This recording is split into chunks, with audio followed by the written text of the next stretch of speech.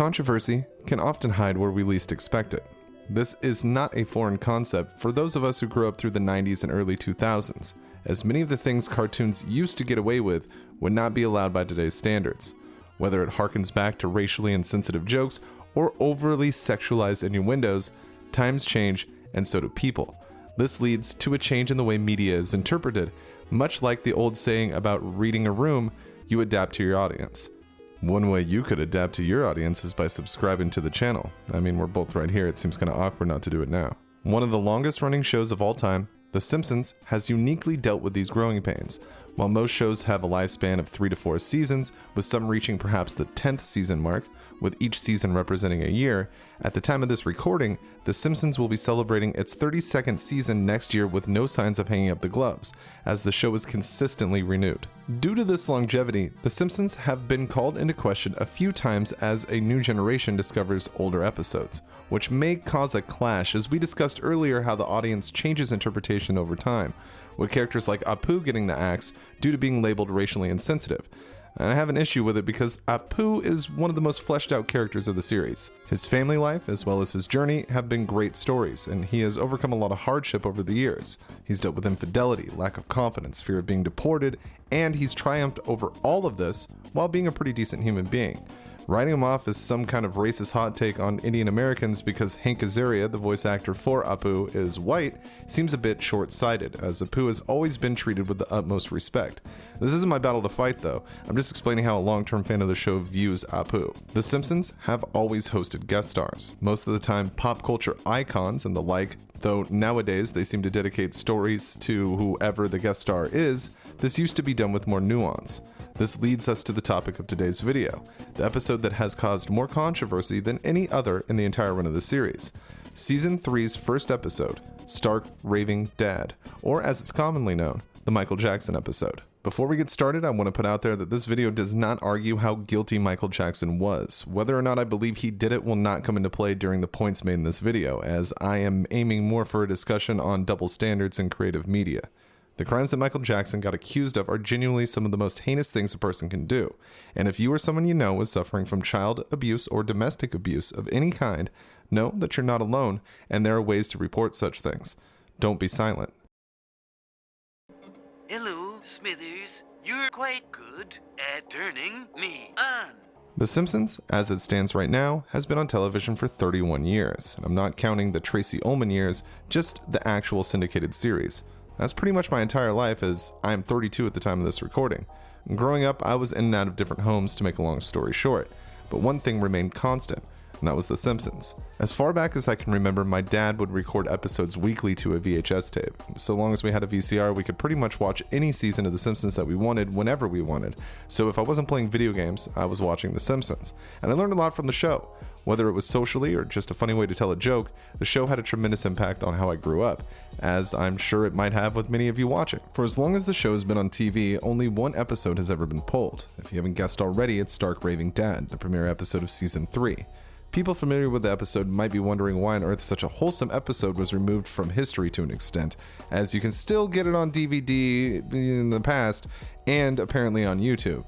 You probably won't see it on television, and you sure the hell won't see it on Disney+, the streaming service offered by Disney, who now owns most of the rights to The Simpsons due to the Fox network's purchase. For those asking why this happened, the decision was made following the HBO documentary Leaving Neverland, which featured 2 men who accused Jackson, who died in 2009, of sexually abusing them when they were young boys. James L. Brooks, who originally pitched the idea for the episode, was quoted saying, "I'm against book burning of any kind, but this is our book and we're allowed to take out a chapter." And I agree entirely with his statement. It's their work and they have every right to admit whatever they want. I must call attention to some double standards and fact-finding when looking into this though, as is the point of the video. Let's start at the beginning, and then go over the episode in summary. A fan of the show, Michael Jackson, made a personal call to series creator Matt Groening. Jackson made the call to offer to do a guest spot on the show, and ideas began to form on how they would go about such a big appearance. As I mentioned before, James L. Brooks would start to pitch ideas, and scripts written by Al Jean and Mike Reiss would begin to take form. It was decided that Michael's character would be Leon Kompowski, and the setting would be a mental patient in a ward who believes he is the king of pop. The The story went through many changes along the way, with early write-ups seeing Homer taking Barney in for rehab, but while there, Homer began to act crazy, so the staff assumed that he would be the one that was committed. Michael would pitch many of the ideas that made it into the episodes, such as Bart telling everyone in town that Jackson was coming to his house, and he was pretty hands-on with the script, and noted to make several changes, some being that he wanted to have a scene in which he and Bart wrote a song, and he changed a joke about Prince to be that of Elvis Presley. It's true. I'm with your father in a mental institution. And is Elvis with you? He could be. It's a big hospital. Michael Jackson had a fondness of Bart and wanted him to have a #1 single, which had led Jackson to writing the song Do the Bartman, in which he received no credit. Michael also wrote the song Lisa, It's Your Birthday, which appears in the episode as the song Bart writes with him, and was later included in the album Songs in the Key of Springfield. Another condition Jackson had was that he voiced himself, but a sound-alike would receive the credit. This is why the role is credited to a John J. Smith, though Kip Lennon performed his entire singing role. Michael explained this was to play a joke on his brothers and fool them into thinking the impersonator was him. James L. Brooks would record Jackson's line at a second studio session. Still, Michael showed up for the recording session alone, and notably did not use the exclusive trailer that was set up for him. The impersonator, Kip Lennon, and Jackson recorded their parts simultaneously, and Jackson found Lennon's impersonations hilarious. Officially, Michael Jackson did record versions of the songs that were sung in the episode. Though it is debated on whether or not these were used, Chris Ledesma, music editor for The Simpsons, claims that Kip's versions were used. Personally, I think the Lisa, It's Your Birthday that plays during the credits sounds eerily close to Michael, much more so than when it appears in the episode. Still, we stick to the story that we're given. Hank Azaria would voice Leon Kompowski's authentic speaking voice. Stark Raving Dad starts with Lisa waking up Bart to explain that her birthday is around the corner and she expects a gift. Bart, not surprisingly, has ruined every one of her birthdays, and since she is almost double digits at 8 years old, she would like something nice. Bart agrees to get her something as he's trying to sleep and probably doesn't want to be begged for gifts at 6 in the morning. Okay, it's done. I'm doing it. Birthday gift coming your way. Oh, thank you. This, of course, is foreshadowing the events of the whole song and dance at the end of the episode, and it does so rather forcefully. Lisa doesn't typically act so aggressively to Bart, and the scene does seem to be a bit in your face about her birthday. Regardless, it does let us know that we'll be looking at this as the conflict of the episode. What will Bart get Lisa on this special day? In the kitchen, we see Homer looking for a shirt to wear to work. Going through the laundry, he finds that all of his white work shirts have been turned pink. Of course, Bart is also the cause of this as he slipped his lucky red hat into the wash. Due to the new color monitors at the power plant, Mr. Burns quickly sees Homer's new look and brands him a free-thinking anarchist and sends for security to accost him. After a thorough body cavity search, Homer is sent home with the Marvin Monroe take-home personality test. The test is designed to find out how crazy, or mashugana, somebody is. Homer tries to get his family to fill out the form for him at home, with Marge refusing and Lisa only agreeing to it if Homer will listen to her poem. I had a cat named Snowball. She died. I had a hamster named Snuffy. He died. No deal. Bart reluctantly agrees to fill it out after Homer compares it to the time he let him vote for him. With Homer now distracted by the TV and Bart having the attention span of a guppy, Bart resorts to just filling out the answers quickly. Back at the plant, this results in Homer being taken to the mental hospital for an evaluation. You know what shirt wouldn't get you thrown into a mental institute? This fresh to death Elon Musk shirt, where he's taken one giant puff of jet for man and a pretty big leap too because he transformed into Vault Boy from the Fallout series. The link is in the description below. After the hospital's evaluation, it is determined that Homer is insane, and so they put him in with the big white guy who thinks he's the little black guy. This introduces us to Michael Jackson's character for the first time. We see Homer and Michael building some rapport with each other in the following scene. Homer hasn't heard of Michael Jackson, so they play off that bit for a while. Homer convinces Michael to call his family to inform them that he's locked up. Bart, of course, answers the phone and, after some back and forth, finally believes that he's speaking with the real Michael Jackson. Eventually, Homer invites Michael to his home, and we find out that Jackson is only there voluntarily. This is all going on while Lisa is celebrating her birthday alone. Homer phones Bart to let him know that he's bringing Michael Jackson home with him, and Bart ends up spilling the beans. Michael had asked for a promise that no one would find out, but who could resist? Springfield becomes abuzz with the news that Michael Jackson will be moonwalking his way into the Simpson home. A crowd begins to form outside the residence. We see Marge's station wagon pull up with the boys as all of Springfield has gathered to get a glimpse at Michael Jackson. Of course, once they step out of the car, the crowd turns on Bart, noticing that this guy is not the king of pop. Lisa joins after they leave to remind us that today is her birthday and confirms Bart got her nothing. Today was a rough day for the Simpson family. After listening to Lisa vent in her bedroom about Bart, Michael goes to Bart's room to talk to the young Simpson about writing a song for Lisa's birthday gift.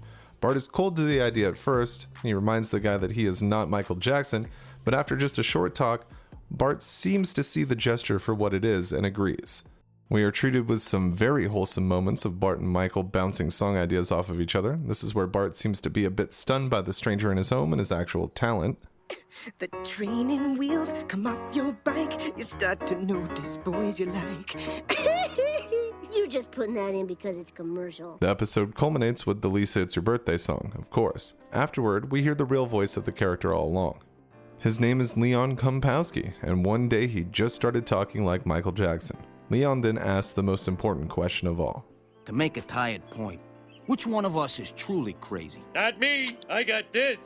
Leon Kompowski then walks down the sidewalk singing the song he just wrote wrong and without flair. And we never see Leon Kompowski again because he probably fucking killed himself. Let's review. Of course, nothing at all was controversial about this episode. In fact, it was one of the most wholesome episodes to come out of the series and a grand premiere for season 3. As we talked about before, this episode is being pulled from future DVD releases and Disney Plus due to the content of the HBO documentary. Though I have seen some reports of this episode being available on some platforms, it is considered banned by the creators of the show. Which raises the question, why? Of course we know why on a base level, the allegations that were levied against Michael Jackson, but episodes that feature the character later in the series are still available. This could be because the whole episode isn't about Michael Jackson, or that Jackson himself was long dead by the time these newer episodes were made, so there's no way that he was involved with them. It seems these kinds of allegations do not stop the Simpsons creators from censoring everything though, as we still see couch gags from John K., who is most famous for creating the Ren and Stimpy show, appearing on Disney Plus, and no signs of it being removed from DVDs, as John Kricfalusi has been officially accused of being a predatory sexual molester of underage girls. John K. has shown his behavior throughout his years working at Nickelodeon and beyond, oftentimes seemingly bragging about getting away with it. A complex article reports. Teenagers Robin Bird and Katie Price, who were huge fans of the show and animation in general, were initially charmed by Kricfalusi's success and interest in them. Though Kricfalusi's inappropriate link to underage girls was well known within the Los Angeles animation circle, Bird and Rice's accounts mark the first time Kricfalusi has been officially accused. The two teenage girls alleged he used their adoration to his advantage. He told Bird she could become a great artist. Eventually, he flew her out to his Spumco animation studio in Los Angeles and ultimately took her to his home. I thought I was still his little cute friend, Bird said during a visit to Kricfalusi's home. He allegedly touched her genitals through her pajama pants, leaving her shocked. She was 16 years old at the time. Bird reportedly took another trip to LA after the initial incident. She then lived with Kricfalusi during summer before her senior year of high school, working as an intern at Spumco. She eventually moved in permanently with him following her graduation. Tony Mora, an art director at Warner Brothers who worked with Kricfalusi, says he was shown a series of photographs that disturbed him. And then he pulled out these Polaroids of Robin, basically. How can you say it? Going down on him, said Mora. He's like, what do you think of that? While doing an interview, Howard Stern referenced Kricfalusi's Sody Pop character, calling her a hot chick with big cans and nice legs. Kricfalusi reportedly grinned and added, she's underage too. One of them's a hot chick with big cans and nice legs. Who drew that? You? She's underage, too. Yeah, very nice. Did Billy work on that one? Granted, there isn't a full episode dedicated to John K. Still, their support of him is disgusting when looking at the facts, especially after going as far as to censor the entire episode featuring Michael Jackson based on allegations, something I view as a genuine double standard, especially when The Simpsons creator, Matt Groening himself, was labeled in the Epstein court documents as an alleged recipient of a foot massage from a 16-year-old girl. Again, it's in the right of the creators to admit whatever they want. I just don't agree with it. We lost an incredibly good Simpsons episode in the process, and it had nothing to do with any of the alleged activities Michael Jackson was up to. I implore the people watching this video to check out the episode if you haven't seen it. I have heard from a few people that it isn't impossible to find. It'll make you laugh, it'll make you cry, but most importantly, it'll showcase one of the best episodes in the series that has suffered growing pains like none before it. Stark Raving Dad is the most controversial episode of The Simpsons.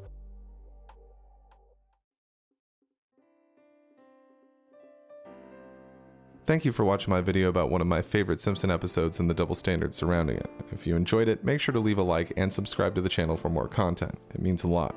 I want to thank my patrons and YouTube channel members, and a special thank to my biggest supporters, Kim Jong-un, Broadway, Fireflare, Hackerman, Stupendous Skellington, Irwin, Thomas Wasmer, Laud Have Mercy, Ark Dornan, Death6199, Edgy, Primark Mustard, and Corbin King. Thank you guys so much for the continued support. Take it easy out there. I will catch you on the next one. It has been Mantis.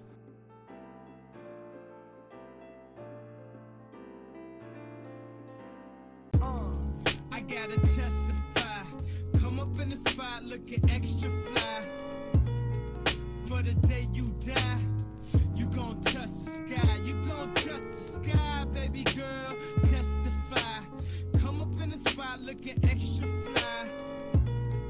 For the day you die, you gon' touch